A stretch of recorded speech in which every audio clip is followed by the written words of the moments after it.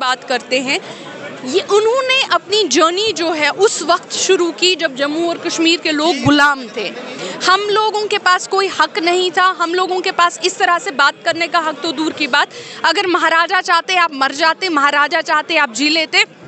مہاراجہ چاہتے ان کی جے کے بغیر ان کو سجدہ کرے بغیر آپ لوگوں کی سزائیں اتنی سخت ہوا کرتی تھی کہ لوگوں کو پلوں سے پھینکا جاتا تھا، جہلم میں لوگوں کو زندہ پھینکا جاتا تھا، انہیں بگار لیا جاتا تھا جس بگار میں انہیں بہت ہی بے حرمتی کا سامنا کرنا پڑتا تھا،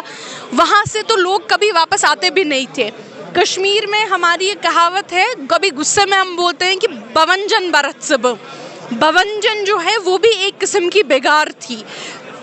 تو جب ہم اس سے لڑنا جو تھا ایک چھوٹی بات نہیں تھی، ہم نے دیکھا کہ جب وہ لڑائی لڑی گئی اسی کے لیے ہم شہداء کا دن مناتے ہیں، مارٹرز ڈے، یا سلک فیکٹری ورکرز پہ جس وقت گولیاں چلائی گئی، جب ٹریگر ہوا کہ سلک فیکٹری ورکرز پہ جو ٹیکس لگا تھا،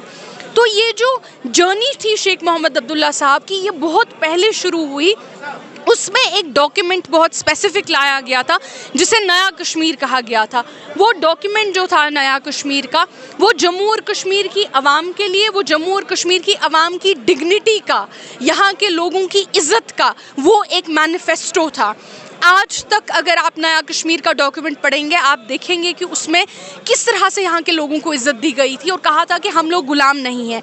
اس میں لیکن بہت سمجھداری کی بات اس میں یہ تھی کہ اکنامک ڈیولپمنٹ، یعنی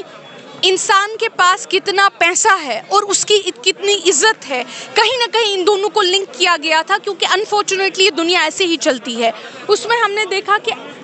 اس ڈاکیومنٹ کے تحت، شیر کشمیر کے ویژن کے تحت 13 لاکھ کنال زمین جو ہے یہاں کی عوام کو دیا گیا۔ اگر آج آپ اور میں اور ہم سب لوگ اپنے گھروں میں سوتے ہیں، ہمارے یہاں کوئی فٹ پاتھ پہ نہیں سوتا، ہمارے یہاں سلمز میں نہیں کوئی بیٹھتا، ہم بڑے بڑے مکانوں میں 4 پور مکانوں میں ہم رہتے ہیں، کہیں نہ کہیں اسی وجہ سے رہتے ہیں کہ لینڈ ریفارمز شیر کشمیر نے یہاں پہ امپلیمنٹ کیے، اور پوری کنٹری میں یہ لینڈ ریفارمز کہیں امپلیمنٹ ہو نہیں پائے کیونکہ باقی چیف منسٹرز نے اس وقت یہ ہونے نہیں دیا، لیکن شیر کشمیر نے یہ کیا۔ اس کے بعد اگر آپ دیکھیں گے انہیں جیل بھرا گیا، 22 ایئرز انہیں جیل میں رکھا گیا، پپٹ پرائم منسٹرز کو لایا گیا، صادق کو لایا گیا جس نے پرائم منسٹر کی پوزیشن کو چیف منسٹر کی پوزیشن میں بدلا۔ اگر آپ ہیلتھ میں ان کا کنٹریبیوشن دیکھیں گے، آج اگر آپ دیکھیں گے سورا ہسپتال جو ہے ہمارا، اس کے لیے شیر کشمیر نے لٹرلی وہ گھر گھر گئے اور وہاں ڈونیشن لوگوں سے مانگے۔ یہ نہیں دیکھا کہ میں تو اتنا بڑا، میں تو ایک چیف منسٹر ہوں، یا میں تو ایک ویل نون اتنا فگر ہوں، میں تو ریورڈ فگر ہوں۔ انہوں نے اپنے ایگو کو، اپنے